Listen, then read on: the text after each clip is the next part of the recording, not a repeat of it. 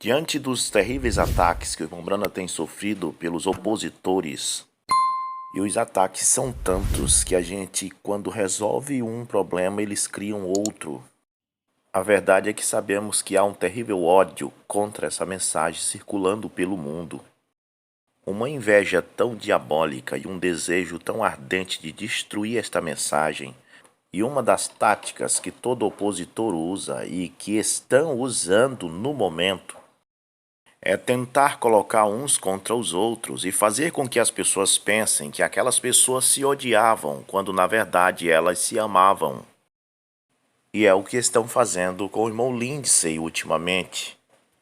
Eles agora falsamente afirmam que o irmão Lindsay, depois da morte do irmão Branham, se uniu ao falso profeta Kenal Reagan e que Lindsay chegou a dizer que William Branham morreu por ter pregado o evangelho errado.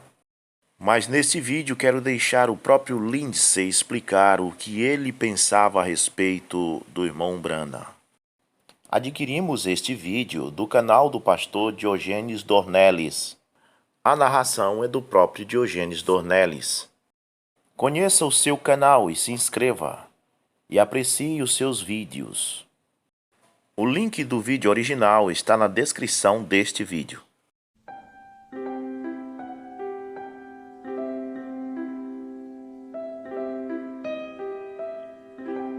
William Branham como eu o conheci, por Gordon Lindsay. O que você irá ouvir agora é um artigo publicado pelo irmão Gordon Lindsay na revista A Voz da Cura, do mês de fevereiro de 1966, acerca da partida do irmão William Branham. Caros parceiros e novos amigos, a notícia da morte do reverendo William Branham veio como um grande choque para todos nós que o amávamos. É uma questão de história que o seu ministério sob Deus liderou um reavivamento apostólico que varreu o mundo todo. Em nosso artigo William Branham como eu o conheci, tentamos avaliar o seu ministério e o seu impacto e responder à pergunta feita por muitos: por que ele teve que partir? Nós bem lembramos o que aconteceu logo após o fim da Segunda Guerra Mundial. Os grandes evangelistas Dr. Charles Price, Amy Semple McPherson e Smith Wigglesworth, todos morreram dentro de um curto espaço de tempo. Muitas pessoas começaram a se perguntar se os dias de reavivamento haviam terminado. Na verdade, alguns pregavam que eles tinham acabado, mas quase que simultaneamente com a sua passagem, Deus levantou William Branham e depois dele muitos outros para levar adiante uma nova onda de avivamento que atingiu quase todas as nações do mundo livre. A ordem de Deus para Josué com a morte de Moisés é nossa hoje. Moisés, meu servo, é morto. Levanta-te, pois, agora, passa este Jordão, tu e todo este povo, a terra que eu dou aos filhos de Israel. Todo lugar que pisar a planta do vosso pé, vô-lo tenho dado, como eu disse a Moisés. Josué 1:2-3. Nós que estivemos associados com William Branham durante os anos que entram em destaque, temos fortes convicções de que chegou a hora de um novo movimento, um novo avivamento que vai colher os campos de grãos maduros. Também sinto que esse será o último grande reavivamento antes da vinda de Cristo. É uma estranha coincidência que, com esta edição dedicada a William Branham, devemos estar prestes a fazer um dos anúncios mais importantes que nós já fizemos. Acreditamos que este passo que estamos prestes a tomar terá consequências de longo alcance. Compete às palavras de Cristo em Mateus 9:37-38. Seu parceiro, Gordon Lindsay. William Branham como eu o conheci, por Gordon Lindsay. No dia 18 de dezembro de 1965, William Branham e sua família foram em direção a Jeffersonville, Indiana, para a época do Natal. Seu filho Billy Paul e o seu garoto mais jovem, José, estavam dirigindo em outro carro mais à frente. De repente, Billy Paul viu a aproximação de um automóvel oscilando sobre a autoestrada. Ele manobrou seu próprio carro e conseguiu escapar de ser batido pelo veículo. Após o momento, ele olhou para trás, porém não pôde observar o carro de seu pai seguindo. Retornando, ele viu a terrível tragédia que havia acontecido. O carro que oscilava, dirigido por um motorista embriagado, havia avançado até o carro em que a família Branham estava dirigindo. O velocímetro do carro de Branham estava marcando em 104 km por hora. O carro que havia se aproximado estava indo tão rápido, de modo que o impacto total foi o equivalente a um total de 210 km por hora. Raramente alguém escapa a um impacto provocado nesta velocidade. 2 que estavam no carro que se aproximava foram mortos instantaneamente. O irmão Branham, arremessado através do para-brisa, estava deitado metade para dentro e metade para fora, porém ainda mantinha a consciência e foi capaz de falar com Billy Paul. Ele, a irmã Branham e sua filha Sarah estavam gravemente feridos. Tempo considerável transcorreu antes que eles fossem removidos dos destroços e levados ao Northwest Texas Hospital em Amarillo. Exatamente poucos dias depois, na véspera de Natal, o irmão Branham faleceu. Atendemos o funeral em Jeffersonville, Indiana, no dia 29 de dezembro de 1965. O reverendo e a senhora T.L. Osborne, reverendo A.C. Valdez, reverendo Madison Bowles e eu mesmo fomos solicitados a sentar na plataforma. Ministros locais como Dorothy Ruddle, Willard Collins e Raymond Jackson trouxeram breves mensagens. A mensagem principal foi dada por Orman Neville, o pastor associado do Tabernáculo Branham. O reverendo Neville leu algumas linhas tiradas do último culto do irmão Branham na Califórnia. Elas eram: você não está agradecido de Cristo ter as chaves para abrir a porta chamada morte?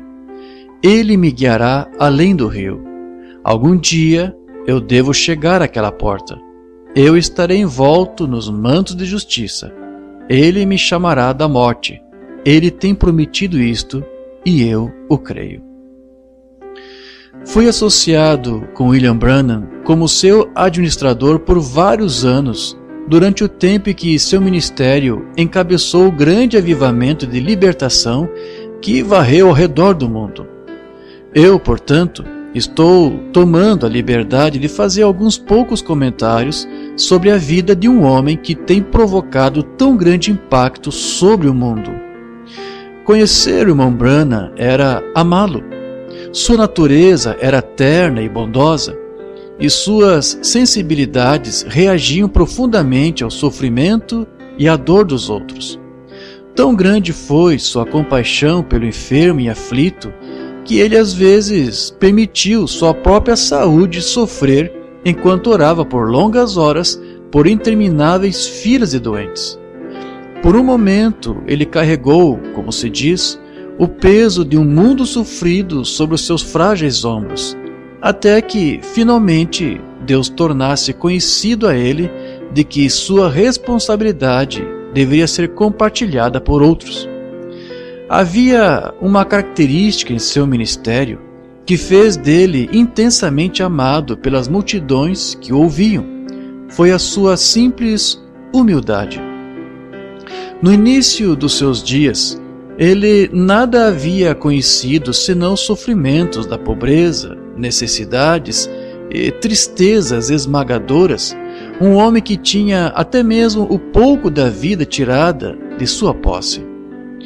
Como ele frequentemente contava a história, sua família era a mais pobre das pobres. Por um longo tempo, ele foi incapaz de bancar o mais simples dos aparelhos domésticos convencionais. Uma vez ele perdeu uma confortável cadeira para uma companhia de finanças, não sendo capaz de manter os pagamentos. Para pagar as despesas, ele trabalhava como um guarda florestal em Indiana, porém era generoso para impor multas, ainda que fosse sua única fonte de renda. Quando dirigia as reuniões do irmão Branham, frequentemente incorríamos em problemas com aqueles que desejavam usar de sua grande influência para ajudar a propagar algumas doutrinas particulares. O irmão Branham tomou uma firme posição disto e publicamos uma declaração de que o nosso irmão não estava endossando esta ou aquela visão, mas que Deus o havia chamado para unir a igreja e não para dividi-la.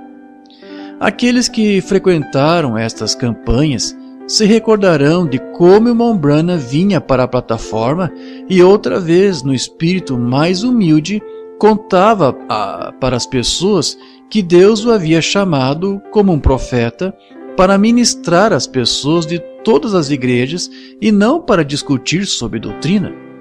Seu grande chamado era para trazer a verdade do ministério sobrenatural para os corações das pessoas da nossa geração, para que elas pudessem saber que Cristo realmente estava vivo. Eu nunca parava de me admirar com o enorme efeito que ele tinha sobre as pessoas de todos os estilos de vida. Multidões são cristãos hoje porque William Branham viveu. No entanto, eu ficava surpreso pela persistência de alguns que insistiam em usar o nome de William Branham para promover algumas doutrinas particulares. Porém, aquilo não era o desejo do irmão Branham.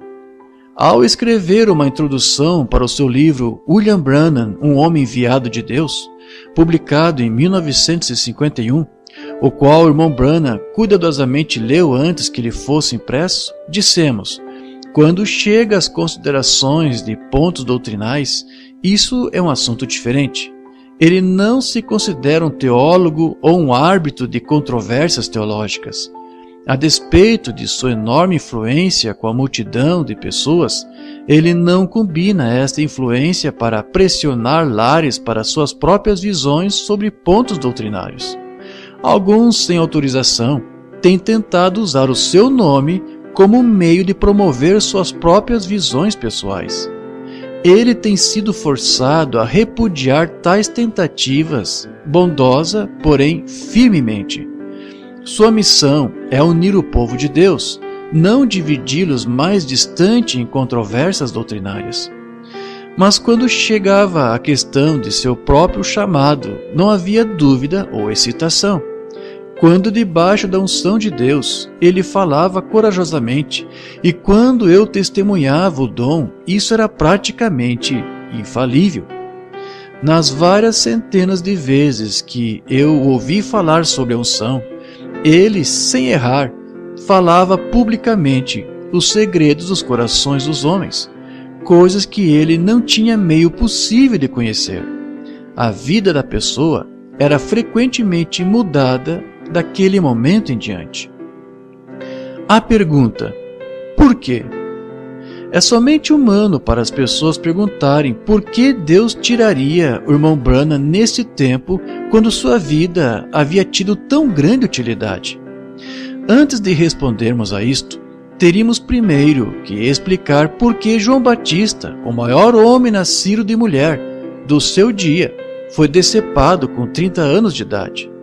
Jesus estava no auge de seu ministério naquele tempo, porém, ele não moveu um dedo seu para salvar a vida de João.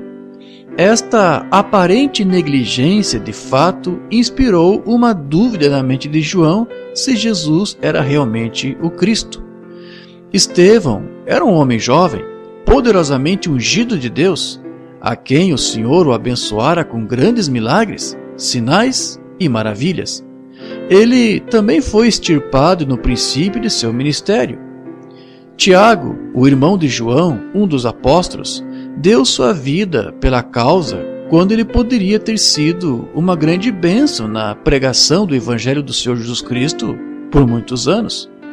O próprio Jesus terminou seu ministério terreno aos 33 anos de idade, ao invés dos 70 que geralmente era dado ao homem.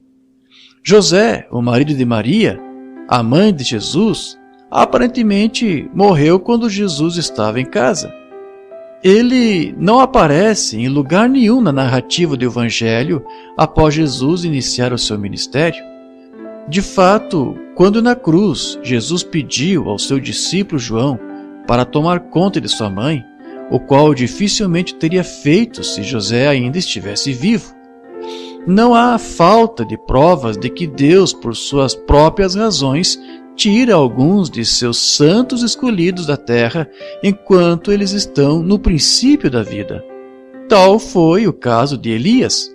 O período de seu ministério sobreviveu por cerca de 14 anos. Não existe qualquer indicação de que ele fosse um homem velho.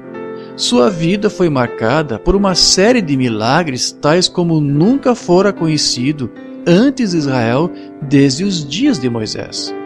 Durante a última parte de seu ministério, isso brilhou em seu brilho mais intenso. Todavia, Elias foi subitamente tirado da terra.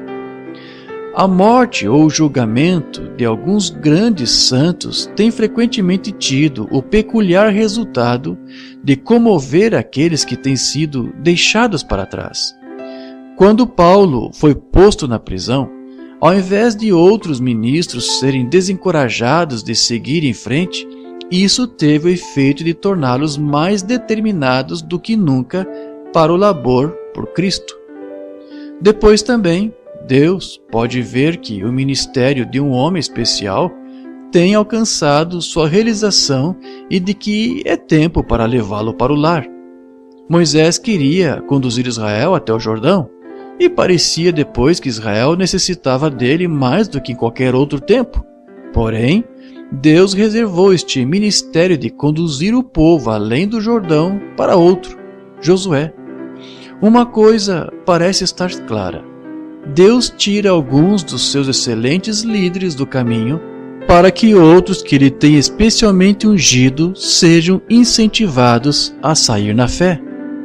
Os discípulos de João Batista estavam muito irados, visto que Jesus estava conseguindo uma audiência maior e mais convertidos do que João. Até que Elias fosse tirado, seu grande sucessor, Eliseu, não era mais do que o filho de Safate, que derramava água nas mãos de Elias. Tiago, um dos 3 principais apóstolos, teve que morrer uma morte violenta antes que as pessoas começassem realmente a orar pelos apóstolos. Aparentemente, as orações sem cessar da igreja salvaram Pedro de um destino similar. Até então, eles pensavam de Pedro como o homem a ser chamado quando eles desejassem que uma pessoa morta ressuscitasse ou um homem cuja sombra curasse o doente, ao invés de um homem que necessitasse de oração. Tudo isso era verdade. Porém, Pedro precisava das orações das pessoas mais do que alguma vez antes. Atos 14, 8 a 18 mostra algumas coisas que homens, os quais são grandemente ungidos de Deus, têm que seguir do começo ao fim. Não cremos que a morte do povo de Deus é para a misericórdia dos elementos. Porém, se eles colocarem suas almas nas mãos de Deus em fé, Deus os conservará todos os dias de sua vida na terra, e quando aquele tempo é chegado, os levará para o lar na glória.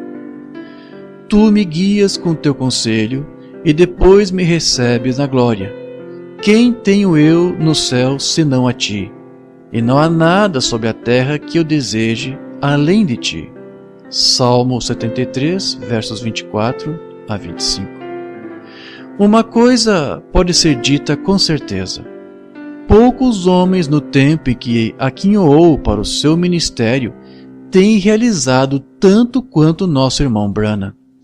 O testemunho do escritor é que o seu ministério tem poderosamente afetado sua própria vida.